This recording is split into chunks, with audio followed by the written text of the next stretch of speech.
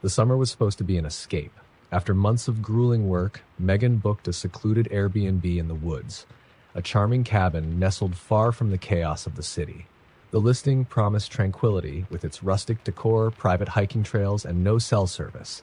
A perfect digital detox. The host, Claire, was polite but succinct in her messages. "Enjoy your stay," she had written, along with a note about a caretaker who lived nearby, just in case you need anything. Megan didn't think much of it. A solo retreat sounded like heaven. When she arrived, the cabin was everything the photos had promised. Quaint, surrounded by towering pines, with a porch swing that creaked softly in the wind. Inside, it smelled of cedar and faintly of something else. Something metallic. Dismissing it as her imagination, Megan unpacked her bags and set about settling in. That night, as the wind howled outside, Megan noticed oddities. The fridge hummed louder than it should have, and one of the floorboards in the living room dipped dramatically underfoot. She brushed it off until she stepped on it again and heard something beneath. Movement. Her rational mind told her it was an animal. Raccoons, maybe. But the sound was deliberate, like a shuffle or a drag. She crouched down, her heart pounding, and knocked lightly on the floorboard. The sound stopped. Sleep didn't come easily. At around 3 a.m., she was jolted awake by what sounded like footsteps outside her window. Holding her breath, she strained to listen. Silence. Then a soft tap on the glass. Gathering courage, she crept to the window and peered out. Nothing, just the trees swaying in the darkness. She told herself it was the wind and went back to bed, though her nerves refused to settle. The next day, she decided to explore the cabin more thoroughly. In the light of day, it felt less oppressive. She discovered a small locked door in the hallway. It was odd, considering the cabin wasn't large. When she asked Claire about it through the Airbnb app, the host replied quickly, "It's just a storage closet. Please don't try to open it." The response left her uneasy. Who locked a storage closet in a rental? Determined to distract herself, she went for a hike on one of the trails. But even in the bright sunlight, she couldn't shake the feeling of being watched. She glanced back every few minutes, convinced she'd see someone, but the trail remained empty. Returning to the cabin at dusk, Megan found the atmosphere inside had changed. The air felt heavier, and the faint metallic smell had grown stronger. Her unease turned to panic when she noticed the lock on the storage closet door was missing. The door hung slightly ajar. Her heart hammered as she approached, each step echoing unnaturally in the quiet cabin. With a trembling hand, she pushed the door open. The room beyond was dark and smelled of damp earth. Her phone flashlight revealed a narrow staircase leading down. Logic screamed at her to leave, but curiosity, or perhaps some darker compulsion, propelled her forward. The stairs creaked under her weight, and the deeper she descended, the stronger the smell became. At the bottom, she found a small, dirt-floored basement lit by a single flickering bulb. In the corner, a makeshift bed and a stack of tattered clothes lay beside a collection of tools, rusted knives, ropes, and what looked like surgical instruments. Before she could react, the light above her went out, plunging her into darkness. She froze, the sound of her own breathing deafening in her ears. Then, from the shadows, a voice. "You weren't supposed to find this." She bolted up the stairs, tripping and scraping her knees, but not stopping. As she burst into the living room, the front door swung open, and a figure stood silhouetted against the night. A man, his face obscured by the darkness. She recognized him immediately from the caretaker's description Claire had mentioned. "Leaving so soon?" he asked, his voice calm, almost amused. Megan didn't answer. She darted around him, adrenaline dulling the pain in her legs, and sprinted into the woods. She ran blindly, branches whipping at her face, until she stumbled upon the road. A passing car screeched to a halt as she waved frantically, her face streaked with tears and blood. The driver took her to the nearest town, where she contacted the authorities. When the police arrived at the cabin, it was empty. No sign of the caretaker, no tools in the basement, and no Claire. The Airbnb listing had vanished, and the account associated with it was untraceable. To this day, Megan doesn't know who the man was, what Claire's role might have been, or how close she came to a fate far worse than fear. She only knows she'll never rent another Airbnb again. It was supposed to be a girls' weekend. Emily, Sarah, and Rachel had been best friends since college and were looking forward to catching up. They found a charming Airbnb in a small coastal town, an old Victorian house with faded blue paint and creaky wooden steps. The host's profile had minimal information, just a single sentence: enjoy the solitude. The house was huge, far bigger than they needed, and its furniture was a mix of antique and mismatched pieces that seemed collected over decades. A faint musty smell lingered, but they chalked it up to the house's age. The host had left a handwritten note on the dining table. Please don't open the door to the basement. It's for storage.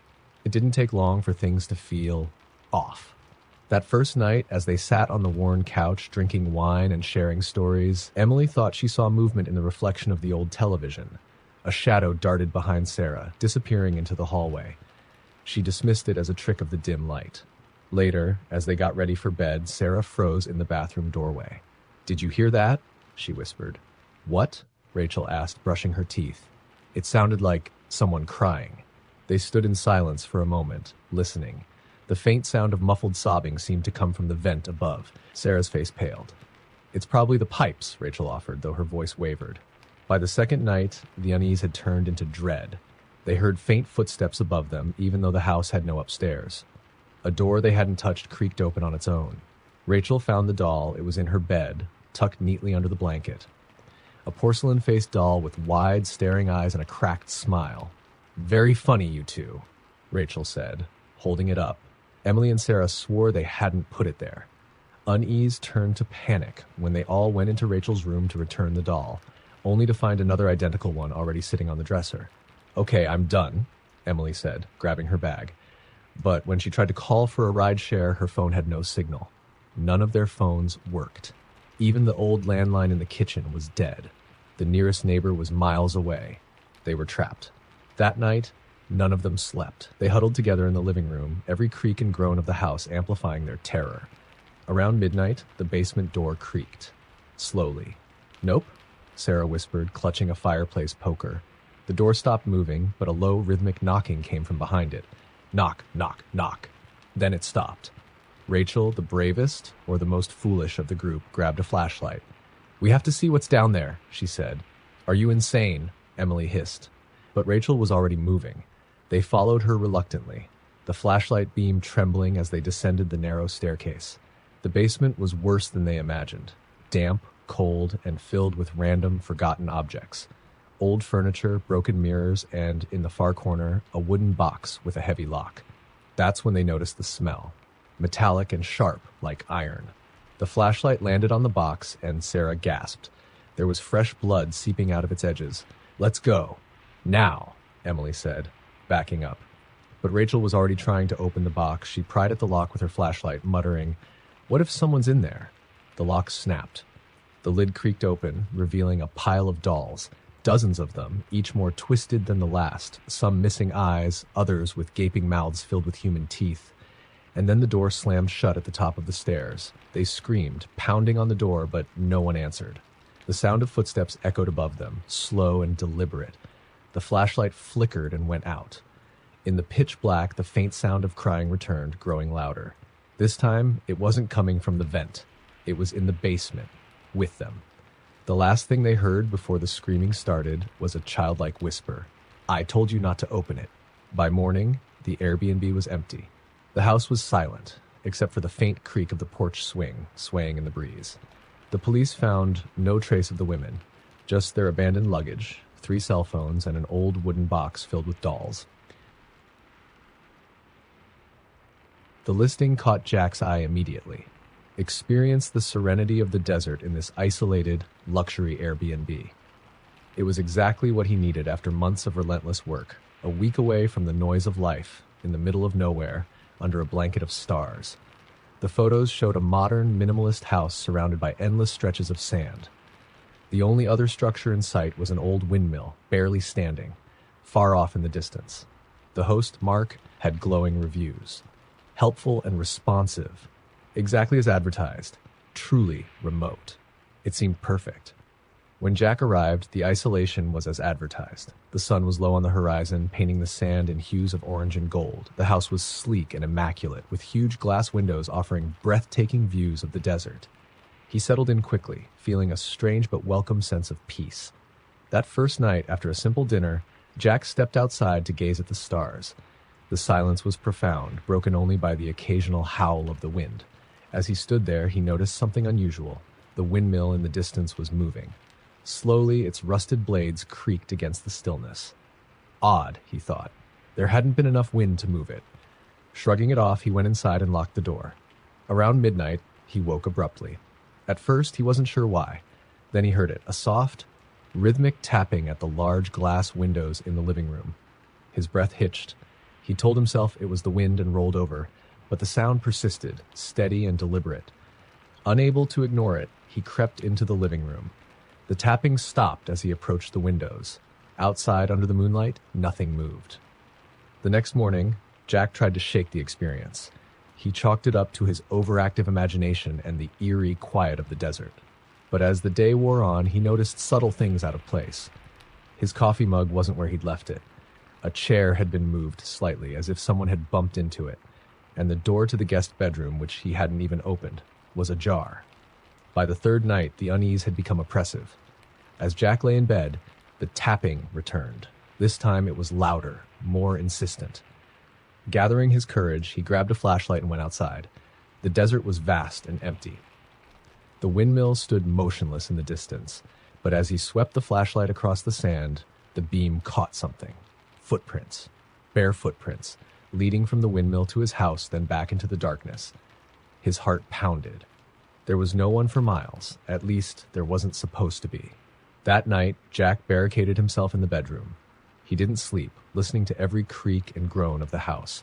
Around 3 a.m., he heard it. The sound of the front door opening. He froze, clutching the flashlight. Every muscle in his body tensed. Footsteps.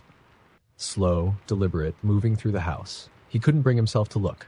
The footsteps stopped outside his bedroom door. Then came the scratching, a soft, grating sound of nails dragging against wood. Jack held his breath, waiting for the door to burst open. But instead, the scratching stopped, followed by a faint whisper. "You shouldn't have come." When the sun finally rose, Jack fled. He didn't bother packing. He left the keys on the counter and drove as fast as he could back to the nearest town. He tried to contact the host, Mark, to report what had happened, but his messages went unanswered. When he checked the Airbnb listing, it had disappeared.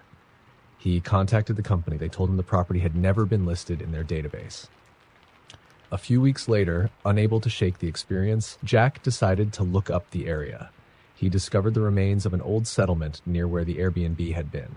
The settlement had been abandoned over 50 years ago after a string of unsolved disappearances.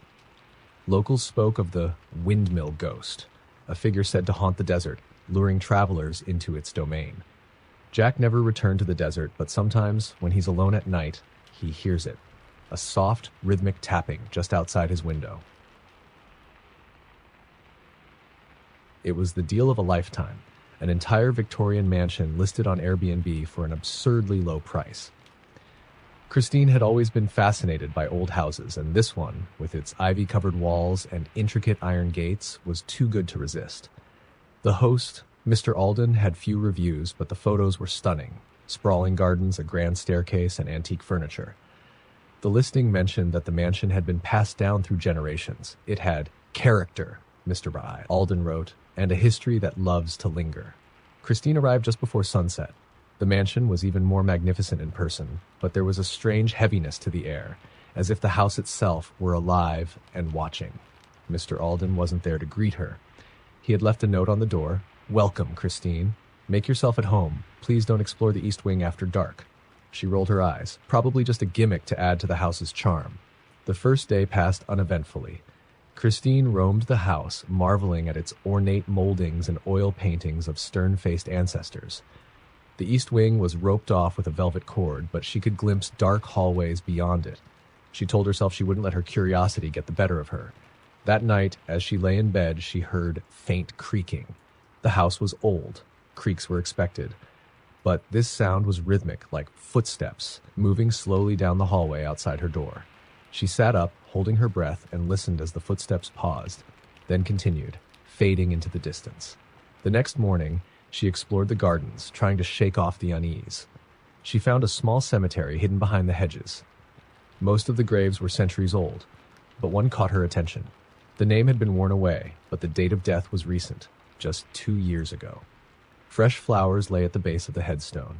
That evening, as darkness fell, Christine sat in the parlor reading a book. The house was eerily silent. The large grandfather clock in the corner had stopped ticking.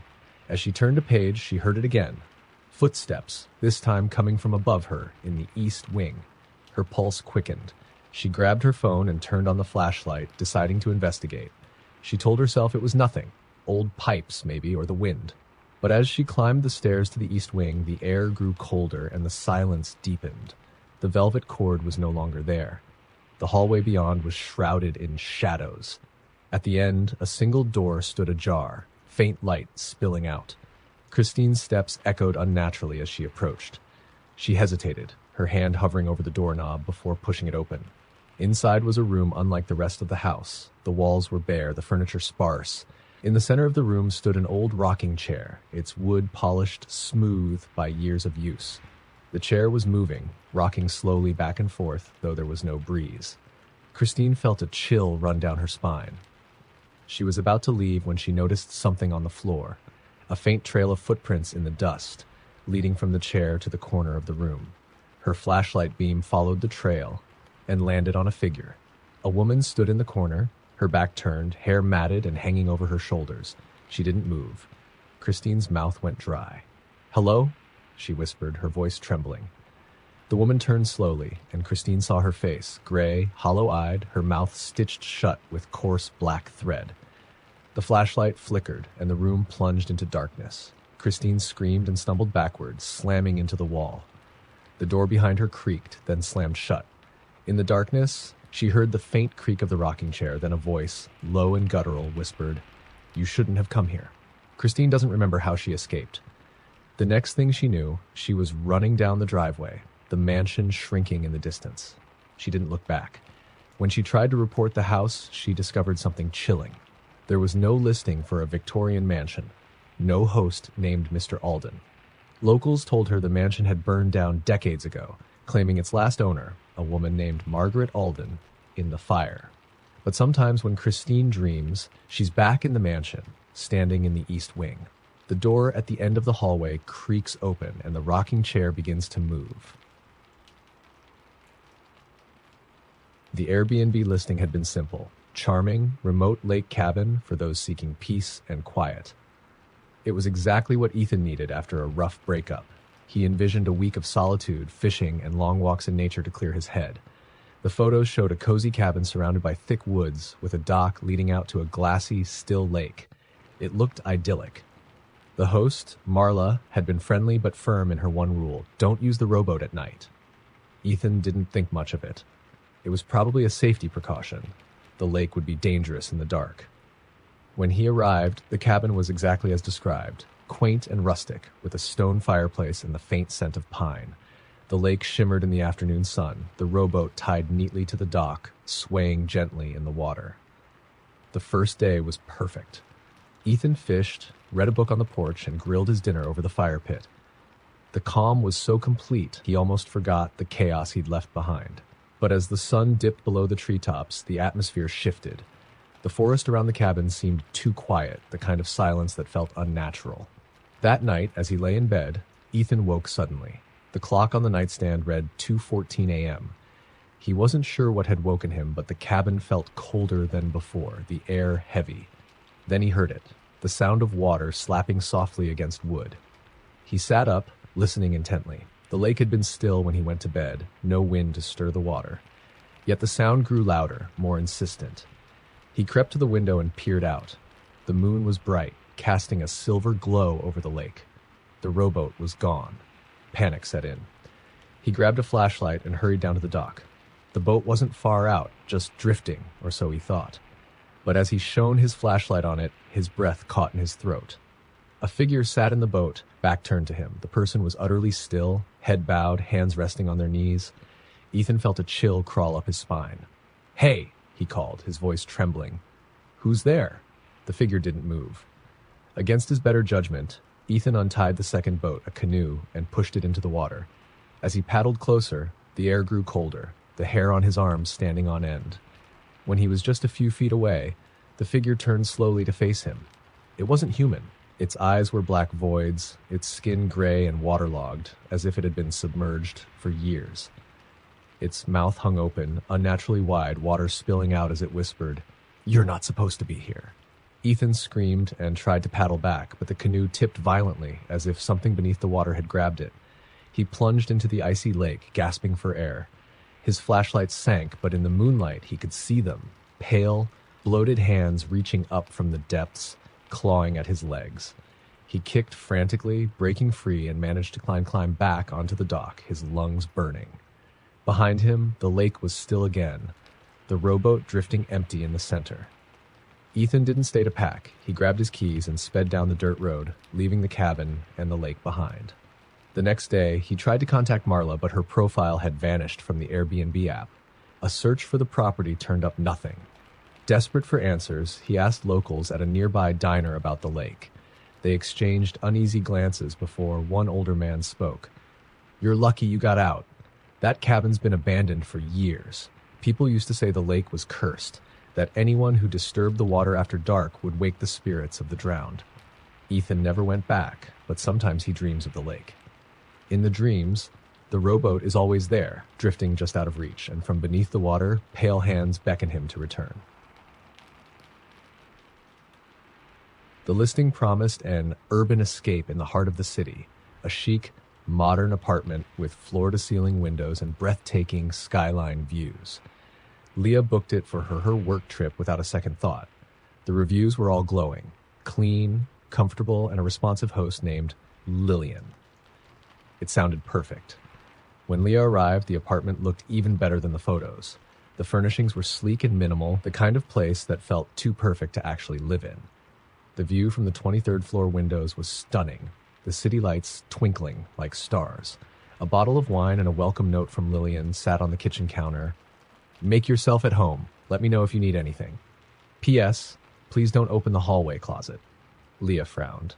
That was an odd request, but maybe the closet was just used for storage. She brushed it off. The first night passed without incident. She worked late on her laptop, sipped some wine, and marveled at the peacefulness of the apartment. The only sound was the faint hum of the city below. As she got ready for bed, she noticed something strange. The bathroom mirror was fogged, as though someone had recently taken a hot shower. But the room was cold, and she hadn't touched the shower. She wiped it off and went to bed, convincing herself it was nothing. The second night, things took a turn. As Leah worked at the dining table, she heard a faint tapping sound. At first, she thought it was coming from the windows, but when she listened closely, it seemed to be coming from the hallway, specifically the closet door. Her stomach tightened. She stared at the door for a long moment, willing the noise to stop. When it finally did, she laughed nervously at herself. "It's just the building settling," she thought. But as the hours wore on, the tapping grew louder, more insistent. It became a soft scratching, like nails dragging across wood. Leah's nerves were frayed. She texted Lillian about the noise, but there was no reply. Frustrated, she decided to investigate. Approaching the closet, her heart pounded in her chest. She placed her ear against the door. The scratching stopped immediately, replaced by silence so deep it felt suffocating. Leah's hand trembled as she reached for the handle, but she stopped herself. "Don't open it," she remembered. That night, she locked her bedroom door and left the closet alone. By the third night, Leah was ready to leave early. She hadn't slept, haunted by the sound of footsteps pacing in the hallway outside her room. Every time she mustered the courage to open the door, the footsteps stopped. When she peeked into the hallway, it was empty, but the closet door was now slightly ajar, revealing darkness within. Unable to take it anymore, she packed her bags. As she reached for the apartment door to leave, her phone buzzed. It was a message from Lillian. "I'm so sorry. I shouldn't have rented the apartment out. Please just leave. Don't look at it." The message made no sense. "Don't look at what?" Leah typed back, her hands shaking. Before she could hit send, a sound froze her in place, a low, guttural groan coming from the hallway. Against her better judgment, she turned. The closet door was wide open now. Inside, the shadows seemed to twist and writhe unnaturally, as if alive. A figure emerged, tall, gaunt, with hollow eyes that glowed faintly. its head tilted unnaturally as it regarded her, its lips curling into a grotesque smile. Leah didn't wait to see more. She threw the door open and ran, leaving her suitcase behind. She didn't stop running until she was outside, gasping for air on the busy street below. The next day, she tried to contact Airbnb to report the listing, but it had already been removed. When she searched for Lillian's profile, it was gone as well. Leah later found out through a friend that the building had a dark history. Years ago, a man had died by suicide in the apartment, hanging himself in the very closet she was warned not to open. Tenants since then had reported strange occurrences, footsteps, voices, and, most disturbingly, the sensation of being watched. Leah never booked an Airbnb again. But sometimes, late at night, she hears that faint tapping sound, no matter where she is. The Airbnb was nestled deep in the Appalachian woods, a rustic cabin described as perfect for a writer's retreat. Sam had been struggling with his latest novel, and the thought of complete solitude appealed to him. The host, Geraldine, had assured him it was isolated with no neighbors for miles. The photos showed a charming cabin surrounded by dense forest with a small stone fire pit and a wraparound porch. When Sam arrived, the cabin was exactly as promised. It was cozy with a wood-burning stove and shelves filled with old books. The forest outside was eerily quiet, save for the occasional rustle of leaves in the breeze. Geraldine had left a note on the kitchen counter. "Welcome, Sam. Enjoy your stay. Please don't touch the wind chimes." He glanced outside. The porch was adorned with dozens of wind chimes, all made from different materials, glass, bone, and even what looked like twisted bits of metal. They hung still in the stagnant air, their presence unnerving. But Sam was there to write, not worry about decor. That first night, the silence was deafening. Without city noise, every creak of the cabin felt amplified. As he worked late into the evening, he began to notice something strange. The wind chimes, though there was no breeze, occasionally gave a soft, discordant jingle. At first, he ignored it, but as the night wore on, the sound grew louder, more frequent. He stepped out onto the porch to investigate. The air was utterly still, the forest dark and impenetrable. Yet the wind chimes swayed slightly, as if touched by invisible hands. Uneasy, he returned inside and locked the door. The next day, he wrote for hours, the words pouring out of him as if the cabin itself were inspiring him. But as the sun dipped below the horizon, the atmosphere shifted. The forest seemed to close in, the shadows stretching toward the cabin. The wind chimes began to jingle again, softly at first, then louder, more insistent. Sam peered out the window and froze. The wind chimes were moving violently now, as if caught in a storm, though the trees stood deathly still. He told himself it was nothing, just an overactive imagination fueled by the isolation. That night, the dreams came. In them, he was on the porch, surrounded by the wind chimes. They whispered to him in voices he couldn't understand, their tones mournful and strange. Shadowy figures moved in the forest, watching him from between the trees. He woke drenched in sweat, the faint sound of jingling still echoing in his ears. The third night, things escalated. As he sat writing, the wind chimes began to ring furiously, clashing in chaotic tones.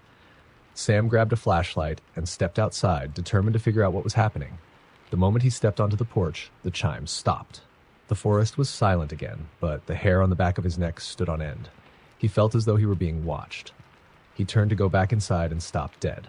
There, in the clearing just beyond the cabin, stood a figure. It was tall and gaunt, its limbs impossibly long, its face obscured by shadow. It tilted its head as if studying him, then stepped closer. Panicking, Sam ran inside and slammed the door, bolting it shut. The wind chimes exploded into a cacophony, their discordant notes filling the cabin.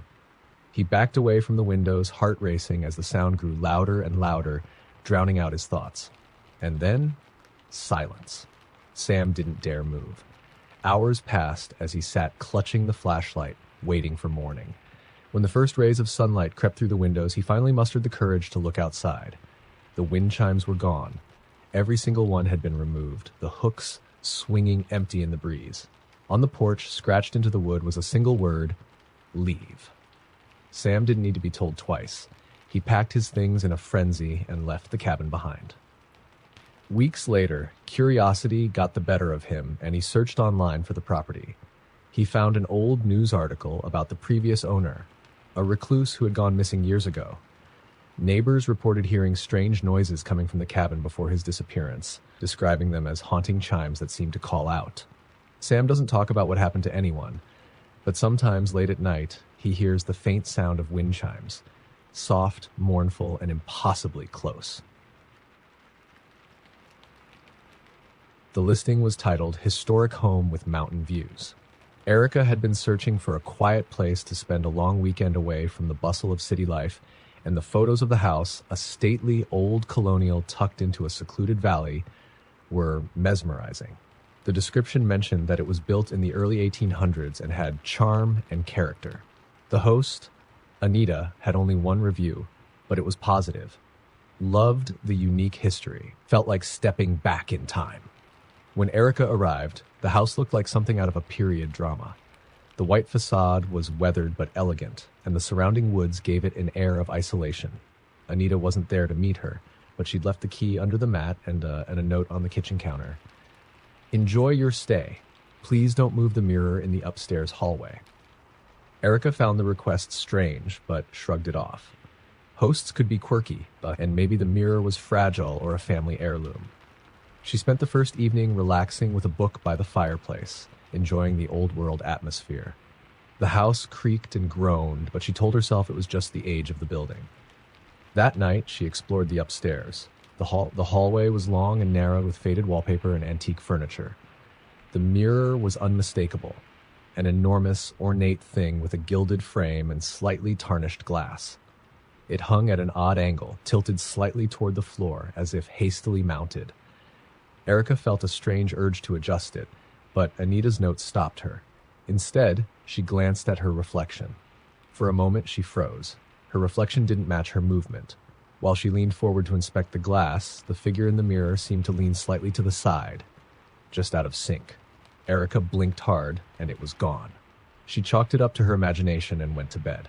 The second night, things became stranger. As Erica lay in bed reading, she heard soft footsteps above her. The attic, she realized. The house had one, though the door to it was locked. She told herself it must be animals, a raccoon or a bird. But as the night went on, the sounds grew louder. It was unmistakably human pacing, deliberate and slow. Unable to sleep, Erica grabbed a flashlight and went upstairs to investigate. The hallway felt colder than before, and the mirror seemed darker, as if it absorbed the light rather than reflected it. She stopped in front of it, unnerved. The footsteps overhead had stopped. She stared at the mirror, her heart pounding. Then, slowly, her reflection smiled. Erica screamed and stumbled back, but the figure in the mirror remained frozen in its eerie grin, staring at her with unblinking eyes. She ran back to her room and locked the door, her mind racing. The next morning, Erica tried to call Anita but got no response. She was tempted to leave early, but part of her refused to believe what she'd seen. It had to be a trick of the light or stress playing tricks on her mind. She resolved to avoid the mirror for the rest of her stay. That evening, as the sun set, the atmosphere in the house grew oppressive. Every shadow seemed to stretch toward her, and the creaks in the floorboards sounded deliberate. As she passed the hallway on her way to the kitchen, she noticed the mirror had changed. It was no longer tilted toward the floor. It hung perfectly straight, reflecting the hallway in sharp clarity. Erica's breath caught in her throat. She hadn't touched it. Her reflection was missing. She turned and ran, but the hallway stretched impossibly long, the walls closing in around her. The lights flickered, and she felt a cold hand brush against her arm. Whipping around, she saw nothing, except in the mirror. There, her reflection stood, grinning that same unnatural smile, its head tilted at an impossible angle. It raised a hand and beckoned her. The last thing Erica remembers is the shattering of glass. She doesn't know how she escaped, only that she woke in her car at the bottom of the valley, her hands covered in shallow cuts. She drove straight home and never looked back. Months later, she received an email from Airbnb about her stay. The property had been removed from the site after multiple guests reported similar experiences. Some claimed to have seen their reflections step out of the mirror entirely. Erica avoids mirrors now, but sometimes, in her peripheral vision, she catches glimpses of something that doesn't quite match her movements. The Airbnb listing was simple: cozy farmhouse on 20 acres. It was exactly what Clara wanted for her solo getaway, a quiet retreat in the countryside. The photos showed a quaint, weathered house surrounded by fields and woods, with a wraparound porch and a charming swing hanging from a tree. The host, Margaret, had stellar reviews, all praising her warm hospitality. When Clara arrived, the farmhouse was as idyllic as the photos suggested, though the property felt eerily still. The house stood in the center of a vast field, the surrounding woods dark and foreboding in the distance. Margaret had left a handwritten note on the kitchen table. "Welcome, Clara. Make yourself at home. P.S. If you hear knocking, don't answer the door after dark." Clara laughed nervously at the strange warning, but assumed it was some kind of local superstition or joke. She spent the day exploring the property, walking through the fields and enjoying the serene quiet. By the time dusk fell, she was feeling relaxed, the stresses of city life melting away. That night, as she settled into bed, she noticed the silence felt heavier than before. No crickets, no wind, just an oppressive stillness. Then, sometime past midnight, she heard it.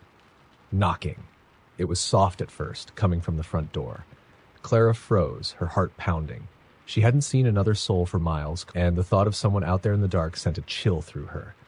The knocking grew louder, more insistent. She tiptoed to the window, but saw nothing outside, just the shadowy outline of the fields. "Hello," she called, her voice trembling. The knocking stopped. Clara stood there for a long moment, staring at the door. Finally, she convinced herself it must have been the wind or a stray animal. She returned to bed, but struggled to sleep. The next night, it happened again. Just past midnight, the knocking returned, louder this time. 3 sharp raps, perfectly spaced. Clara's stomach tightened as she sat up in bed, listening. Then from the kitchen below, she heard the floorboards creak. Her blood ran cold. Someone or something was inside. Clara grabbed her phone and dialed 911, but there was no signal. Heart racing, she crept to the top of the stairs and peered down.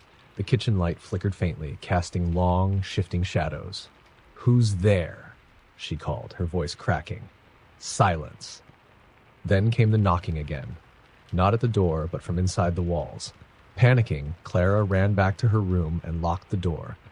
The knocking followed her, growing louder and more erratic, echoing from every direction. It wasn't just knocking now, it was pounding, as if whatever was in the walls was trying to break through. She pressed her ear to the wall, barely able to breathe. On the other side, she heard a voice. Low, guttural, and distorted. Whisper. "Let me in." Clara screamed and bolted out of the house, grabbing her car keys on the way. She didn't stop driving until she was back in town. Shaking, she called the police and reported an intruder. They promised to check the property. The next day, an officer called her back. "Ma'am, we didn't find any signs of forced entry," he said. "But, well, you didn't mention the basement." "Basement," Clara repeated. She hadn't even realized the house had one. "There's a trapdoor in the kitchen. It was open when we got there," the officer explained. "We went down to check it out, but it's strange. The walls are covered in claw marks, fresh ones, and the dirt floor looked like something was digging." Clara felt sick. "Did you find anything?" The officer hesitated. "No, but whatever was down there, it's not there anymore." She never returned to the farmhouse. Months later, the listing disappeared from Airbnb, and Clara tried to put the experience behind her. But sometimes, late at night, she hears faint knocking at her apartment door. She doesn't answer.